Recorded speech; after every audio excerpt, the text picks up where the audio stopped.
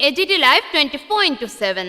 आप देख रहे हैं AGT live 24/7। You are watching AGT Live 24/7. সুপ্রভাত।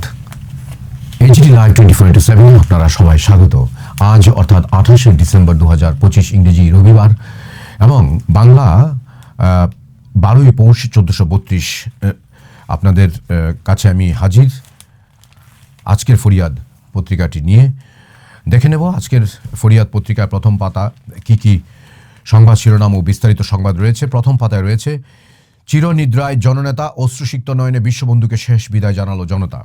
তারপর বর্ষা শেষে কুয়াশা ও শৈত্যপ্রবাহ থমকে যেতে পারে ভ্রমণের চাকা, ত্রিপুরা রাজ্যেও দুর্যোগের আশঙ্কা। ক্যালেন্ডারের পাতা উল্টানোর মুখে প্রকৃতির রুদ্র রোষে বিপর্যস্ত হতে চলেছে ভারতের জনজীবন। তীব্র শৈত্যপ্রবাহ, হাড় কাঁপানো ঠান্ডা আর ঘন কুয়াশার ত্রিফলায় বিদ্ধ হয়ে বছরের শেষ দিনগুলিতে পর্যটন ও যাতায়াত ব্যবস্থায় বড় ধরনের বিঘ্ন ঘটার আশঙ্কা তৈরি হয়েছে। ভারত আবহাওয়া অধিদপ্তর গত 27 ডিসেম্বর থেকে একগুচ্ছ সতর্কবার্তা জারি করেছে, যা নববর্ষের আগমন পর্যন্ত বহাল থাকবে। উত্তর ও মধ্য ভারতের পাশাপাশি এই শীতকালীন দুর্যোগের ছায়া এবার ঘনীভূত হচ্ছে উত্তর পূর্ব ভারতের রাজ্যগুলোতেও, যার প্রভাব সরাসরি পড়বে ত্রিপুরায়। মৌসুম ভবনের রং বিন্যস্ত সতর্কবার্তায় পূর্ব উত্তরপ্রদেশ এবং বিহারে লাল সতর্কতা জারি করা হয়েছে। পাঞ্জাব, হরিয়ানা ও ঝাড়খণ্ডে রয়েছে কমলা সতর্কতা। এই অঞ্চলগুলিতে দীর্ঘস্থায়ী কুয়াশা এবং চরম ঠান্ডার কারণে কোল্ড ডে পরিস্থিতি বজায় থাকবে। অন্যদিকে পশ্চিমবঙ্গ, উড়িষ্যা এবং উত্তর পূর্ব ভারতের রাজ্যগুলোর সাথে ত্রিপুরাতেও হলুদ সতর্কতা জারি করা হয়েছে। বছরের এই অন্তিম সময়ে ত্রিপুরার ডুম্বুর লেক, ছবিমুড়া কিংবা ঊনকোটির মতো পর্যটন কেন্দ্রগুলিতে মানুষের ভিড় বাড়ে, কিন্তু আবহাওয়া দপ্তরের পূর্বাভাস অনুযায়ী ত্রিপুরা ও সংলগ্ন বাংলাদেশে ঘন কুয়াশার দাপট বাড়তে পারে। বিশেষ করে ভোর রাত থেকে সকাল পর্যন্ত দৃশ্যমানতা অত্যন্ত কমে যাওয়ার ফলে আগরতলার এমবিবি বিমানবন্দর থেকে বিমান পরিষেবা বিঘ্নিত হওয়ার আশঙ্কা রয়েছে। এছাড়া জাতীয় সড়কে যান চলাচল মন্তর হতে পারে, যা পর্যটকদের সূচি এলোমেলো করে দিতে পারে। রাজধানী দিল্লির অবস্থা শোচনীয়। পারদ পতনের সাথে পাল্লা দিয়ে বাড়ছে বিষাক্ত ধোঁয়াশা। আজ সকালে দিল্লির বাতাসের গুণমান সূচক 353-এ পৌঁছেছে, যা স্বাস্থ্যের পক্ষে মারাত্মক। অন্যদিকে দক্ষিণ ভারতের ঝোড়ো হাওয়ার দাপট এবং আন্দামানে বজ্রবিদ্যুৎ সহ বৃষ্টির পূর্বাভাস থাকায় সমুদ্র ভ্রমণেও বাধা আসার সম্ভাবনা রয়েছে। হিমালয় সংলগ্ন পাহাড়ি এলাকায় একটি নতুন পশ্চিমী ঝঞ্ঝার প্রভাবে তুষারপাতের সম্ভাবনা তৈরি হয়েছে। হিমাচল ও উত্তরাখণ্ডের উঁচু পার্বত্য এলাকায় তুষারপাত শুরু হলে পাহাড়ি রাস্তা পিচ্ছিল হয়ে যানজট বা রাস্তা বন্ধ হতে পারে। সিকিম ভ্রমণে ইচ্ছুক পর্যটকদেরও সতর্ক থাকতে বলা হয়েছে। প্রশাসনের পক্ষ থেকে সাধারণ মানুষকে বারবার অনুরোধ করা হচ্ছে যেন তারা সরকারি ওয়েবসাইট ও সংবাদ মাধ্যমের বুলেটিন দেখে তবেই ভ্রমণের পরিকল্পনা করেন। কনকনে হিমেল হাওয়ার দাপটে তাপমাত্রা অস্বাভাবিক কমে, এরপর 2 পৃষ্ঠায় দেখুন। তারপর আন্তরিকতার অভাব, বনবিথির হাল বেহাল। তারপর অন্ধকারে পুলিশ ও গোয়েন্দা রাজ্য দাপাচ্ছে অস্ত্র বাণিজ্যের কিংপিন সুজন। তারপর সীমান্তে আগুনের লেলিহান শিখাকে দাবানল হতে দেবে না ভারত। তারপর এডিসি ভোটের মুখে তিপ্রাসা চুক্তি নিয়ে আন্দোলনের পথ খুঁজছে প্রদ্যুৎ অ্যান্ড কোং, সরকারকে ফের চাপে রাখার কৌশল।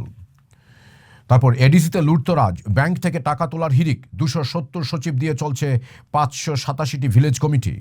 তারপর বহিরাজ্যে আক্রান্ত ত্রিপুরার ছাত্র, দেরাদুনে বর্ণবিদ্বেষী হামলায় মৃত্যু অ্যাঞ্জেলের, নিরাপত্তা নিয়ে উদ্বেগ। বহিরাজ্যে পড়াশোনা করতে গিয়ে ফের প্রাণ হারাতে হলো ত্রিপুরার এক মেধাবী সন্তানকে। উত্তরাখণ্ডের দেরাদুনে বর্ণবিদ্বেষী মন্তব্যের প্রতিবাদ করায় দুষ্কৃতীদের নৃশংস হামলায় মৃত্যু হলো রাজ্যের জনজাতি ছাত্র অ্যাঞ্জেল চাকমার। গত 9 ডিসেম্বর ঘটে যাওয়া এই ঘটনায় 15 দিন মৃত্যুর সাথে পাঞ্জালোরে গত শুক্রবার হাসপাতালে শেষ নিঃশ্বাস ত্যাগ করেন তিনি। এই ঘটনায় তীব্র চাঞ্চল্য ছড়িয়েছে গোটা রাজ্যে। বহিরাজ্যে ত্রিপুরার পড়ুয়াদের নিরাপত্তা নিয়ে নতুন করে দানা বেঁধেছে গভীর উদ্বেগ। সূত্রের খবর, গত 9 ডিসেম্বর সন্ধ্যায় অ্যাঞ্জেল চাকমা এবং তাঁর ভাই মাইকেল চাকমা দেরাদুনের একটি স্থানীয় বাজারে গিয়েছিলেন। তাঁরা দুজনেই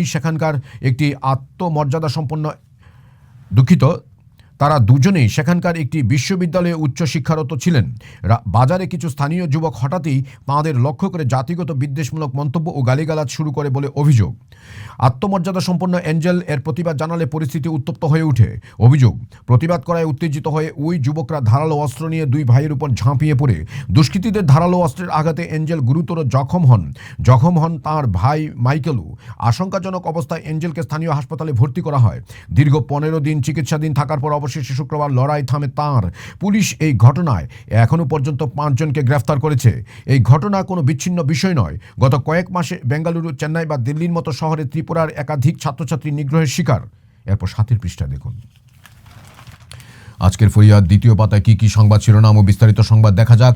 দ্বিতীয় পাতায় রয়েছে আগরতলায় শুরু হলো দুদিনব্যাপী ভারত বিকাশ পরিষদের উত্তর পূর্বাঞ্চল সম্মেলন। তারপর সম্প্রীতির বন্ধন অটুট রাখতে গুজব এড়িয়ে চলতে পুলিশের উদ্যোগে প্রয়াস কর্মসূচি মসজিদে। তারপর এখানে প্রথম পাতার পর বেশ কিছু সংবাদ রয়েছে আরও। নিয়ন্ত্রণ হারিয়ে দোকানে পণ্যবাহী গাড়ি, আহত 1। আজকের ফরিয়াদ 3 পাতায় আবারও দুষ্কৃতীরা রাতের আঁধারে সবজি ক্ষেত নষ্ট করে দিল চরিলামে। তারপর বাঁশপুকুরে মেগা স্বাস্থ্য শিবিরে ব্যাপক সাড়া পরিলক্ষিত। তারপর ফরিয়াদের খবরের জেরে তদন্তে নামল রাজ্য শিশু সুরক্ষা ও অধিকার কমিশন।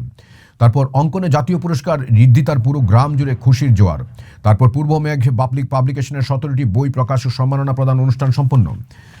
আজকের ফরিয়াদ 4 পাতা, এখানে সম্পাদকীয় রয়েছে করিডোর ক্রীড়া। ছোট বিস্তারের জমি নিয়ে রাষ্ট্রীয় রেষারেষি পুরনো।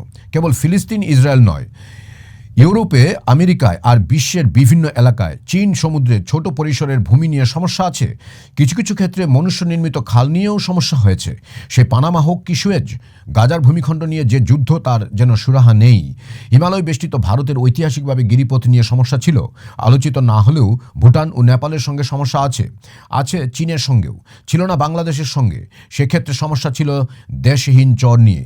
এদিকের চর ওদিকের চর এদিকের পরে গিয়েছিল। বাংলাদেশ উর্বরগুলো দাবি করত। সেসব চর নিয়ে নরেন্দ্র মোদী প্রধানমন্ত্রী হওয়ার পর সুরাহা করা গিয়েছে। এখন তেমন সমস্যা নেই। সমস্যা না থাকলে কারো চলে না। বাংলাদেশে এমন একটি মনোভাবের পুনর্জাগরণ করা সম্ভব হয়েছে। সেটি করা হয়েছে ধর্মকে কাজে লাগিয়ে। তারা চিকেন নেক খ্যাত করিডোর নিয়ে মেতেছে। সেটির দখল নিয়ে ভারতের পূর্বোত্তরকে দেশ হলে আলাদা করবে তারা। তথাকথিত 7 সিস্টারকে তারা স্বাধীনতা উপহার দেবে। তাদের মাথায় ঢোকানো হয়েছে এতদঞ্চলে ভারত বিরোধী মানসিকতা আছে, বিচ্ছিন্নতাবাদ আছে। সেদিকে হাওয়া দিলে অস্থিরতা সৃষ্টি করা যাবে। কেন্দ্রীয় সরকার যে বিপুল অর্থ বরাদ্দ করে এদঞ্চলে বিপুল উদ্যোগ উন্নয়নের কাজ শুরু করেছেন তা তাদের মাথায় নেই। পূর্বোত্তরে ভারতের সমস্যা আছে, তবে সে নিয়ে এখন আর বিচ্ছিন্নতার স্বর শোনা যায় না। যা শোনা যায় তা বাগাড়ম্বর। প্রকৃত বিচ্ছিন্নতার স্বর বিরল। তাছাড়া ভারত সরকার এখন দেশ বিরোধী শক্তির প্রতি কঠোর। নকশাল অধ্যুষিত অঞ্চলগুলিতে তা টের পাওয়া যাচ্ছে। তাহলে বাংলাদেশ কি চায় ভিকটিম হতে, অনুসরণ করতে? ইসরায়েলকে স্বীকার করে না অধিকাংশ মুসলিম বিশ্ব। সেখানে একটি করিডোর নিয়ে কলহ। ইসরায়েল মাঝে মাঝে বিধ্বংসী হয়ে ওঠে। ফিলিস্তিন বহুকাল ধরে পরের পয়সায় যুদ্ধ করেছে। নেতারা ঈর্ষণীয় বিলাসী জীবনযাপন করেছে।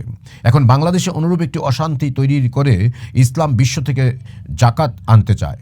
তাতে তারা সফল হবে তখনই যদি ভারত ফাঁদে পা দেয়।